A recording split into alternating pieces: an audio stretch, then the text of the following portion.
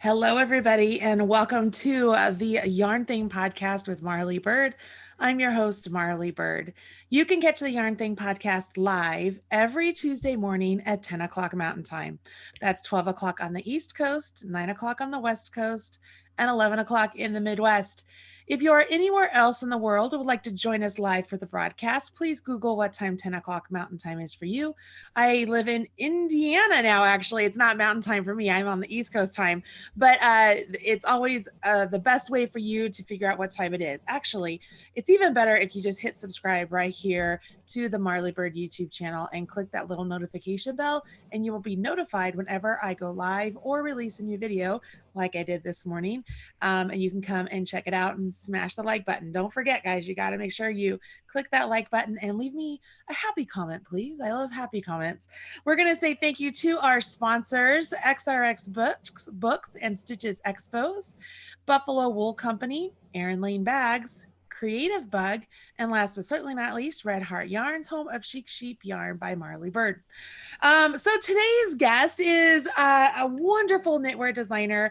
I had a chance to meet her. It's been just under a year, I think now, since she was on the podcast last time. And you know, when you meet people, you just feel like I just could totally just go hang out with that person. That's totally Marie for me. Like she's just awesome. Marie Greene of All of Knits is here, and we're going to talk briefly about how she started again. Because if you want the full information, you can go check out the previous podcast we did. But we're going to also talk about her brand new book, you guys, hot off the presses right here. So Marie, thank you so much for joining us on the podcast today. Thank you, Marley. It is such a treat to be back. I love chatting with you. Like you said, I feel like we're old friends. So I know. And then we had a chance to cross paths briefly at Stitches West. Yeah, I think we got a quick hug. It was like so it stinks because I would have loved to hang out, but you were on your way out. It was crazy sauce. But anyways, it just feels like Insta friends. So last time you were here, we were talking about your other book about doing a sweater in 2 weeks, right? Mm-hmm. And then you briefly talked about the success of doing the sweater over was it Memorial Day weekend or Labor Day weekend? Yeah. It was Memorial Day weekend the first time. The 4-day sweater knit along craziness.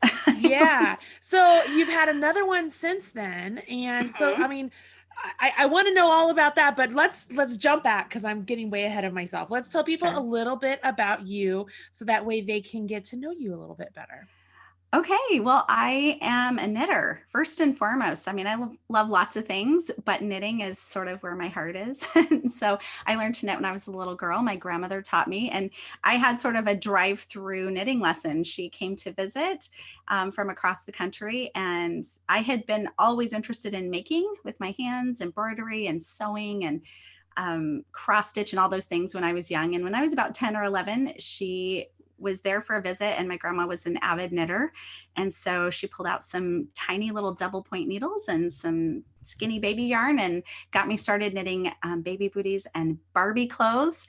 And I never put my needles down. And I really just for years was knitting with these like old leaflets from the 40s and just scrap yarn that my grandma gave me. So yeah, from there to here, where now I write books about knitting and I travel and teach and run my little fiber world.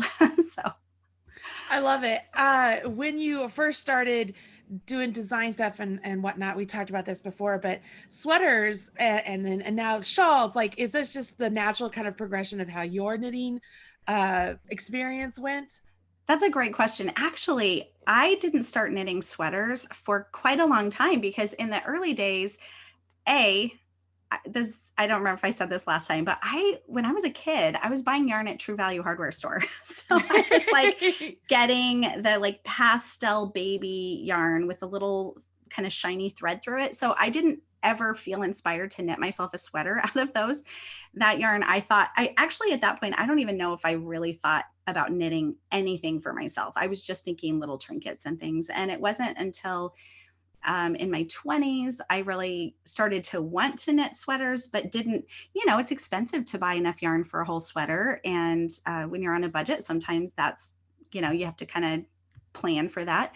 And I often didn't have access to yarn. I mean, the internet wasn't what it is now, where you can just Right. have access to all this great stuff, like your yarn and all these great things are available to so many people. But at the time, it was really hard to get my hands on yarn that wanted to become a sweater. So I knit a lot of socks and things for my babies and hats and things like that.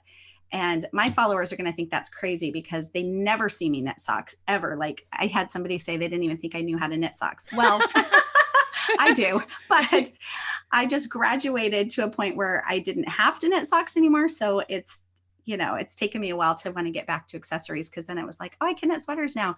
So sweaters are my first love. They really are. I mean, I just love them. If for some reason socks feel like they take longer to me than a sweater, I don't know how that's possible. You know what? Lately, that's been the case for me too. It wasn't always that way, but lately that's what it feels like. It's weird. It's like I don't know, you just get into your groove, and sweaters are my jam. But after I did the sweater book, the Seamless Knit Sweaters in 2 weeks, and I've done a bunch of the 4-day knit alongs, and I've just been on a sweater frenzy for the last 5 years. And I think I just thought, I can only wear so many sweaters in my life. I maybe need to pair them with some other things. So I think the shawl book kind of felt like a natural next thing. And I know there are a lot of people who are feeling a little bit intimidated about sweaters. And so a shawl feels a little bit more approachable. So it might be like a good gateway. I totally agree. I think the shawls just seem like it was the natural progression, and they're so big. I know even here on my channel, whenever I post a video for how to do a shawl, it just instantaneously, I'm at like 2,000 views in like 5 hours. And for me, that's a lot. That's amazing. Yeah. I'm not Nikki tutorials, where it's like 5,000 in a minute, but it's good. It's the point there is that they're very popular. And so I think you definitely, you hit something here where people appreciate sweaters, but they are scary. And so shawls are much less intimidating, and they're so fun to make. I love making them. So this is cool. When you had your idea for the sweaters in 2 weeks, was this one part of that whole process of, I'm going to do this, why not do this? Or was the publisher so happy, like, hey, while I got you here, let's do this now? Exactly. It was the publisher. Because I have all these lofty dreams of things I want to write about. And the publisher's like, in fact, they suggested my second book should be 30 hats in 30 minutes. And I was like, whoa, nope, we're not doing that. I was like, clearly none of you know how to knit, because otherwise that would not be your suggestion. I'm like, there's probably one hat you can knit in 30 minutes and it's on needles like this big, and probably it's crocheted also. So so it's kind of started with that. And I think they were just throwing out ideas, but I had some, there's so many ideas, and I'm sure you're the same way, Marley, where you just have a million creative ideas and you want to do it all, and you just have to pick one thing to do in this moment. And so that felt like probably the right next step. And also I kind of didn't realize that shawls were fun to knit. I really hadn't made very many shawls. So of course I agreed to write a book of 30 patterns. And I'm like, well, all right. And now I'm going to become a shawl person. And I've had a ton of fun. And I just, really took the approach of, for the most part, really things that were mostly kind of mindless or repeatable patterns that were kind of, once you got into the groove, you knew what you were doing, and that kind of speeds up the process. And I actually ended up having a ton of fun with it. And now I have all these shawls to wear. So now I think the next thing's going to have to be socks, probably. Right. So do you find that, a lot of us out here obviously are knitters and crocheters that are watching the show, but you'll get the people who are not knitters or crocheters, and you're like, oh yeah, I'm writing a shawl book. And they're thinking like Little House on the Prairie, those, shawl wrapped. And they're all, why would anybody want to make a shawl? Like, why would anybody ever want this? But I'm going to say, what is your answer to them?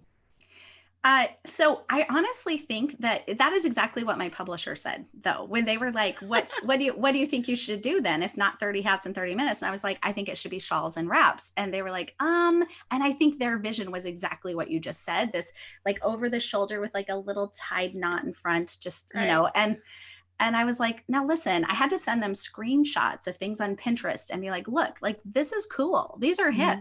So it's sort of the same answer I give people when they are like, knitting?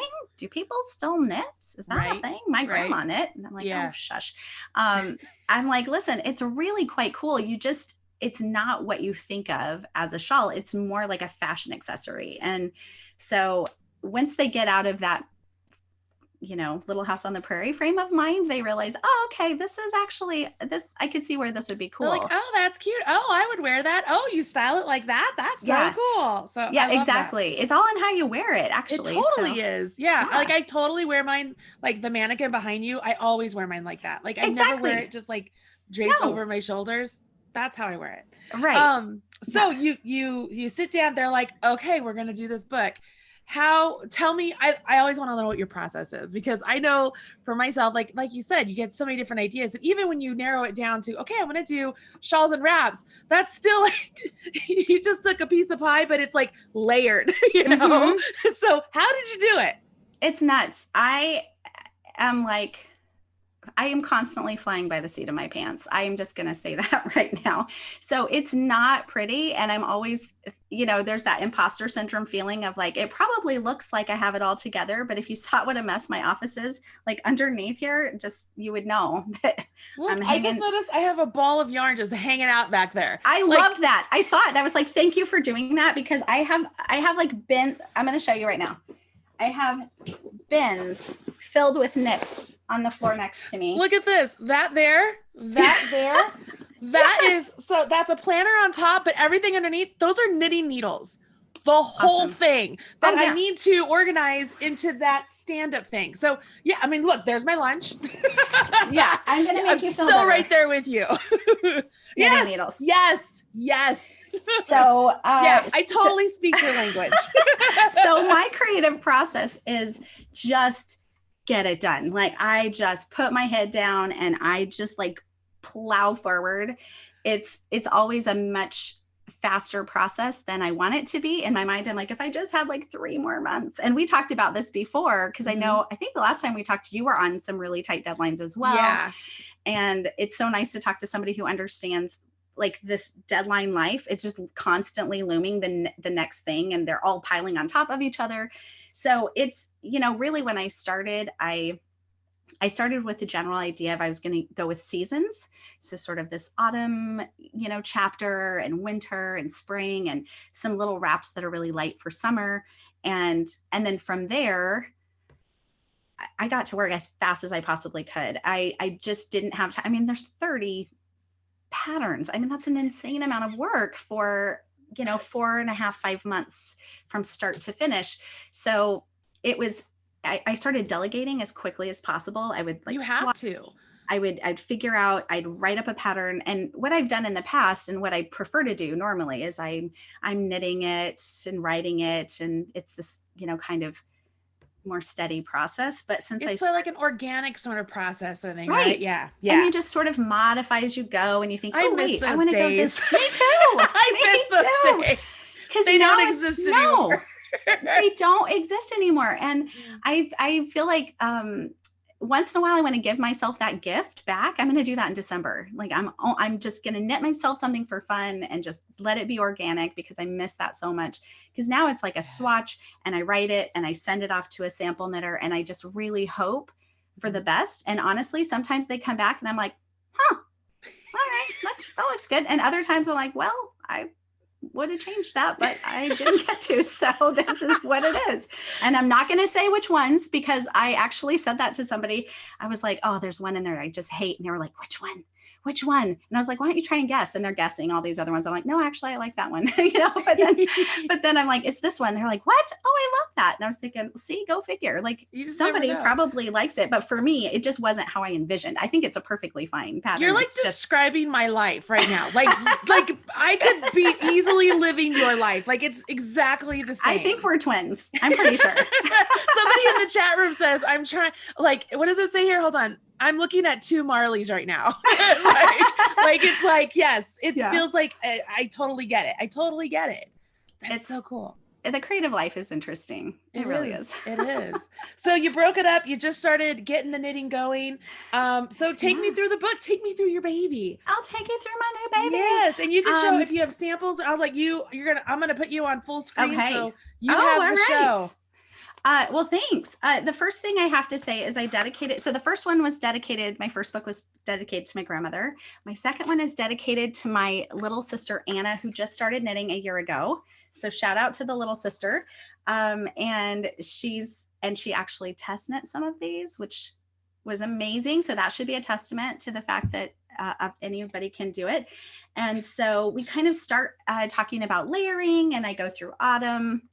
I love this wrap here. It's just kind of, they're sort of, I wouldn't say super complicated. There are a couple in there that I think they're fun and they have good texture and good interest, not super boring, but also like enough that you can keep going. Like you don't have to constantly babysit the chart. And I tried to do things like, okay, so this one is called Spiced Ginger, and it has a bobble bind off. And my thought was, as you're going along, most of it's this pretty intuitive process. You get the pattern going and you don't really have to focus as much, but then you have this one fun, different thing, and it's just right at the end. So it's not like you're doing bobbles the whole time. I know some people are like, bobbles make them want to cry, but it's just the end, so it's like those little extra little features. And so rather than being really complex and having to do a lot of focus, and even something as simple as this one, this is called Harvest Moon, really, really basic and kind of, I don't know, simple is the only word I can think of. But the thing that I've realized that I personally love is sometimes I prefer to wear the pieces that are a little bit more minimalist, because I'm not trying to overshadow what I'm wearing. I'm just trying to add like this stylish layer of warmth. And so sometimes it's like those little simple ones that really turn out. And actually, I was so surprised. Like, I just loved how that photo shoot turned out. Leather jacket. I just felt so cool in that. It's not how I look in my real life. I'm just going to warn you right now. And then we get into wintry ones. And so I have this snow day shawl, which kind of followed along with the patterns of snow and ice throughout. It's like large flakes and little tiny flakes, and it's really a bulky yarn, so it knits up really quickly. And then even, okay, so in addition to shawls, there are also some wraps. I love that one. Not gonna lie. So this is so funny. This is one that I swatched, gave the pattern to someone. I had people testing it and my sample knitter knitting it all at the same time. So I really had no idea how it was going to come out.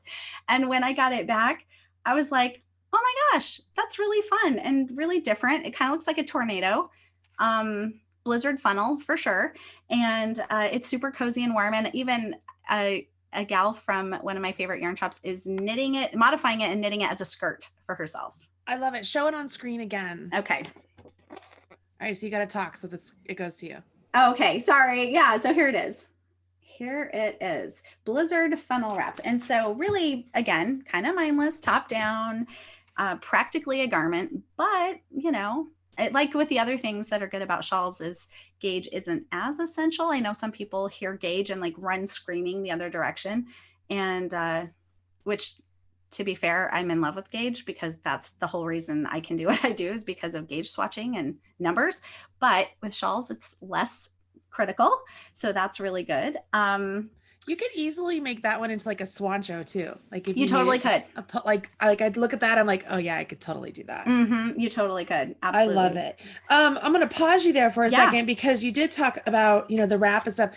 The shapes of the shawls, are they all triangle shape? Do you make them sort of at a corner and then you expand out? I just kind of want to give people an idea of what kind of construction you're looking at. There are a lot of those. There are a lot of start in the corner and work outward, partly because I was really trying to think of the ease of knitting, because it's one thing to design shawls, but then you have to design them with the idea of them being like really capable of being knit in a week, and so that often is a simpler shape. But I also have a couple of crescent shawls in there, and there are also 5 cowl patterns, and a couple 2-3 wraps like that are like those kind of capelet wrap kind of things. But for the most part, let's see, I've got a couple in my hand here, but some are asymmetrical triangles. Some are an actual triangle. Let's see. This one's wrinkled. Sorry. That's all right. Wrinkled, but full on. That's pretty. Full on triangle. And it's, I used a lot of texture. So I don't know if you can kind of see. Yeah, that's beautiful. And what kind of yarn is that? This is, it's Pearl Soho wool, and it's like the good wool. It's really, really affordable, but really just any 2 colors of natural wool you can even do this in something superwash and get like a much silkier kind of soft, flowy thing. I went with sort of the natural look. I think this one's called Silver Birch. And you would think that I would know the names of all of them, but here's the thing. There's only so much room open here. I don't know. And like with the first book, I named everything, and then the publisher had me rename all of them. So I still can't remember those 20. And then I had to memorize these 30 plus everything else I've ever done and written.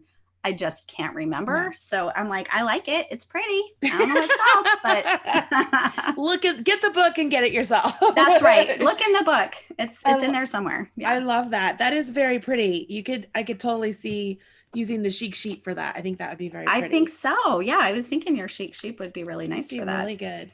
Oh my gosh. I love it. Do you have any other samples there to show? I do, but can I just say something really quick about this? There's one sample I would really like to show you, but I can't. Okay. So I want to show you. Oh, that's gorgeous. This is my Thunderstorm Wrap. Okay. And it was my favorite one in the book. What page? If only I hadn't just closed it. Oh, okay. It's on like page 114. Got it. Okay. That was I say my favorite, but like I rotate through my favorites, but that was one of my early favorites, partly because I had written it all up. Yes. Yep. Written it all up, sent it to a sample knitter. And when I got it back, it was better than I was expecting. And I was like, I love this. So I made the horrible mistake of wearing that to Stitches. Did I go to Stitches? Where was I? Oh, no. I was at some yarn event in California. I don't even know where I was. Stitches maybe, or something. And was it stolen? wore it. It was lost at the Portland airport. I'm Portland, Oregon is where I fly out of. I was at my very first airport. I get on the plane and realize it was like the same color as the seats, like the black seats at the airport. So it had slid off and I didn't see it. Got on the flight without it. I called the minute my flight landed. I checked lost and found for weeks, never saw it again. So I just feel like I need to mention that one because I would show you that sample if it had not disappeared at the airport. So someone's walking around with that gorgeous shawl and hopefully it's making their life really, really happy because it is beautiful. It is so pretty. Oh my gosh. It is so pretty. I'm going to have to just knit myself another one. Darn it. I think you must, because I would totally wear that. It's really pretty. I love that. I love that like one. A big, wrap. Yeah, the big, like the red one you have on the cover. Mm-hmm. Love that. I was like, oh yeah, love that. That is so awesome. And it's just like a big, delicious wrap. So it's not a lot of frou-frou, but you get to look forward to these little series of kind of petals that you get to every so often. But it's just so big and luscious and you can just wrap it all over yourself when it's cold. And now you're in Indiana, which I would imagine, of course, weren't you in Colorado before? I was in Colorado before, but it's a different kind of cold here. Like, is it? Yeah. Like, well, today, I mean, we're not going to talk about the weather, but like it's chilly today, but in Colorado, if it was like what it was today, it'd be like, I'd be wearing shorts, but I'm in like full on like leggings and long sleeve dress. Like, I'm cold. Well, you're in crochet and knitting country then, right? Yes, I am. Yeah, you get to the Midwest and the northern states and stuff, and you're like, oh my gosh, this is a cold that I didn't know existed. Yeah. So let me show you another one. This is another one that this was the last one I designed for the book. Okay. And there was another one that I had knit by 2 different sample knitters, and I just did not like it. It was my own fault. It's not their fault. I just was like, you know what? This one's just not going to work. It's now I need to accept reality. So I went through my stash and found 3 skeins of yarn, one that was DK weight, one fingering weight, and one lace weight mohair. And I just pulled them out of my stash and thought, all right, let's see if I can come up with a shawl that uses 3 different weights of yarn. And I did. And I really, really liked it. So this is what it looks like. It's called Flower Girl. That's pretty. And the red parts are 2 strands held together, the fingering weight and the lace weight. And then the kind of taupe is the DK. But it was super fun and it turned out really well. And it's one that I really enjoy. It's really pretty. Are those like cables, like slip stitch cablies, or? It's like slip stitches. Yeah. Can you see that? Yeah, With some garter. love it. And yeah, so it was really fun. And that one, I felt like I at that point, I almost thought I don't have anything left in me. Like, I don't have any more ideas. I'm completely out of ideas. I can't design anymore. And that came out and I thought, all right, maybe with one good night's sleep, you can still come up with something new. And conquer the world. I can conquer the world. Yeah. Oh my gosh. I love it. Have you been hearing, like, what are people saying about the book? Did the publisher, when they got everything, were they like, wow, those are really awesome, you know? And then I also want to ask you about the pictures because they're stunning once again, like really good. Thank you. Well, so the book doesn't officially hit the shelves until next Tuesday, a week from today, October 29th. But of the people who've gotten advanced copies, the feedback is really good. Everybody's found favorites. And I think when there are 30, it's inevitable that surely at least like 5 or 10 of those you're going to like, right? And I really tried to appeal to different style types and knitting types, you know, so that there would be a little something for everyone. And so far the feedback is good and the pre-orders have been great. And I just didn't really know for sure what to expect because we talked about that. The first book was so successful that I thought, I don't really know if that's going to happen again. But actually, I think for some people, shawls are more approachable for them and less intimidating. So I think it's doing fine. And I don't have the numbers, like the final numbers yet, but it seems like it's going well. And I think it's awesome. And the pictures, I have to say, thank you for that because I'm struggling being my own model. I don't want to do it anymore. I'm watching myself age and get heavier in images. It's a weird dynamic that I don't think would bother me if I weren't in the public eye. And everyone's like, stop it, you know, but try it's doing just videos. Like the minute like my double chin is starting to show more and I'm like, this is fantastic, you know, but I'm like, you know what? It's life. You're beautiful and your pictures are stunning. I love seeing the items on you. I mean, I really do. You have a gorgeous smile and you look amazing. And the pictures they're really good. Like there are, I don't know how to say this. They're enough focused on the actual knit that the knitter gets something out of the picture other than it just being a pretty picture. Does that make sense? Good. Yes. Yeah. Yes.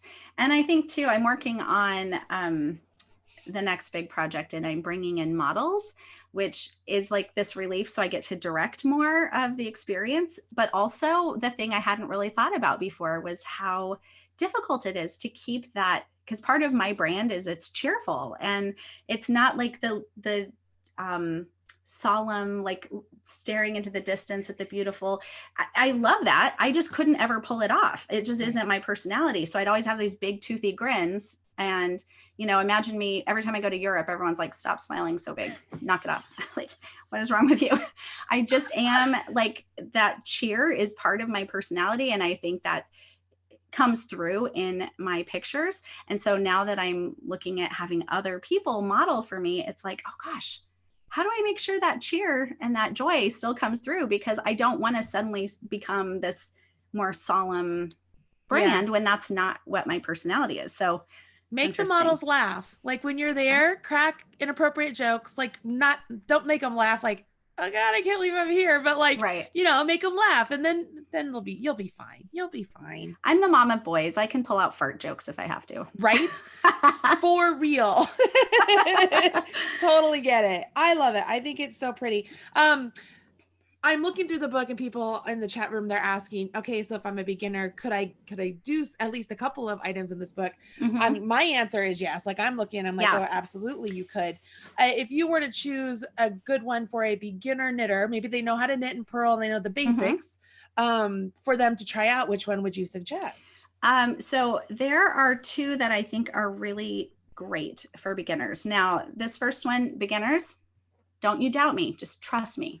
because I've got your back. So this one is called January Morning. It's mostly garter stitch, and it just has, I don't know if it really shows, this little cable going all the way down the side. Don't be afraid of cables. They're so easy. They're so easy. Once we show you, you'll be like, oh my gosh, I'm going to cable everything. A beginner can cable. Absolutely. So this is a really good basic one. There's also one called Puddle Jumper. And if I were a really good author, I'd know what page that was on. Too bad I don't. I think it's in the spring section, probably. Oh, there it is. It's on page 107. So this is really, really basic. It's like dropped stitches. Oh, it's yes, just knitting and purling and dropped stitches and a tassel. And there is a little tutorial in the book for making the tassel. So that one's super, super easy. And it's on big needles, so it goes really fast. So yeah, absolutely, even as, and that one's just a hardcore triangle. But yeah, I think even as a beginner, there's something in there that you could do. And then once you get that confidence of knitting one or two, then you're like, I think I can tackle this next thing. And like I said, my sister is a new knitter. Most of her knitting lessons have been on Skype with me, turning my laptop around and sitting at my lap and like knitting things while she watches. And she's knit several of them. So that's awesome. I love it. I love it. I think this book is fantastic. I know you've got so much work ahead of you, but we are blessed enough that we're giving away a hard copy, a signed hard copy today to a live listener. And then we're going to give away an ebook to somebody who leaves a comment on the blog post. So before I explain the blog post, what should the people that are listening live right now, what should they type in for their possible entry to win? They should type in I love shawls. I love shawls. So type I love shawls if you're watching live right now in the chat room or in the chat. Yeah, I guess it's a chat room. And then we'll randomly select a winner there. If you are not watching live, don't worry, there's a chance for you to win as well. I've put a link to this the show notes to this video in the comment section right now of the video. It will go into the description box of the video. All you'll do is go to the show notes, which are at marleybird.com. They're always at marleybird.com. You can get a direct link on Marie's Facebook and Instagram and website and all of the good things of how you can find her. I even have an affiliate link on there for purchasing her book through Amazon if you're interested. But everything you need is going to be there in those show notes. And all you will do is leave a comment in the show notes on marleybird.com, including I love shawls. We'll add that in there. So put that in your comment and we will randomly select a winner over there to win an ebook copy. So we'll do that. While they're writing I love shawls, I'm going to ask you, how did the 4-day sweater go along this time? It went really well. This year it was the Foxtrot cardigan. So we were all things foxy. And I think it was slightly, well, it was really hard to say. I couldn't tell if it was slightly smaller than Beekeeper the year before, because I think the Beekeeper theme just was so crazy. But what I had this year that was different was I had far more yarn shops participating. And so I didn't always get to, it was harder for me to track those numbers if people were participating through the yarn shop, but we had thousands of people knitting it again. And I'm still seeing finishers, crossing the finish line, because it really isn't, the 4-day thing is fun and it's doable for some of the sizes, but it's really more about the community that happens when you start knitting kind of all with the same mission. And so that's a lot of fun. That's my favorite part. Yeah. That's so cool. That's so cool. All right. So I am going to scroll up. Okay. And then scroll down. And then you tell me when to stop. And stop. All right, I'll stop and it's scrolling. All right. Julia Erb, E-R-B, Julia Erb. So congratulations, Julia. Yay, Julia. So I am going to have her email. I'm going to say, congrats. I'm going to type as I'm talking to you, which I can't really do well. So how about this? While I'm telling Julia where to email us, why don't you tell us about your podcast? I sure will. I am so excited about that. Actually, a few months ago, I started a new podcast called Good Enough Creative. And it's really for all creative people, not just knitters. I mention knitting here and there, but I also talk about other kinds of art. And it's really that weekly creative pep talk for just like the general angst that we struggle with as creatives, the things that get in our way, and the times that we feel discouraged and have a hard time, keep going and things like that. So it's every Thursday on any podcast app, anywhere you listen to podcasts. Good Enough Creative is what it's called. And yeah, I would love to have you listen. It's really sort of my little love note to the creative community every week. I've had a lot of fun doing it. That's so cool. That's so cool. I love all the people who are coming out with podcasts and stuff now. Like it's fun to hear the different perspectives. I think it's Exactly. fascinating. And it's just audio. It's just like a full on audio. No, and I don't Well, talk you don't about want to yarn. get all ready and dressed up every day. I know. I have to do videos about once a week. And I got to say, Marley, I salute you because, you have to get all on for the video. Audio, I've recorded my podcast with like a face mask on, and it's like 11 p.m. at night, which if anyone knows me, that's like 5 hours past my bedtime. So you can really get away with a lot when it's just audio. It's so hard. Like, I mean, there have been times, no joke, like I'll get up, I'll do my hair, I'll do my makeup with all the intention of doing the video throughout the day. And one thing after another happened and I didn't get to the video. And all I keep thinking is, if I don't wash my face and I just lay here just like this, can I get up in the morning and just get the video done? Like, do I have to redo all this again? Like, it's a struggle, but you gotta do what you gotta do. You gotta. All right. So congratulations, Julia. We're going to get her information emailed to us. Caitlin will get that sent to you. And then we will randomly select a winner over on the show notes, which are at marleybird.com. Everybody, I don't know how many times I've had to say that now, but now, marleybird.com. That's where you can find all the things.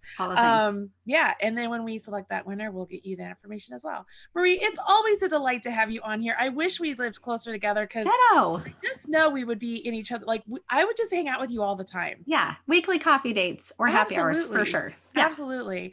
All right. Well, good luck with everything. And everybody out there, make sure you go and pick up your own copy of Knit, Shawls, and Wraps in 1 week. It's a beautiful book. Maybe you're going to be my relaxing project where like, I don't even want to have to design something of my own. I just pick it up and make some, and Lord knows I have some yarn I could use. So I bet you do. This would be great. So thank you so much for coming on. And when the next book comes out, you'll have to come on here. Thank you. I sure will. Thanks so much for having me, Marley. I love chatting with you. I love it. All right, everybody. We will talk to you again next Tuesday. Bye. Bye.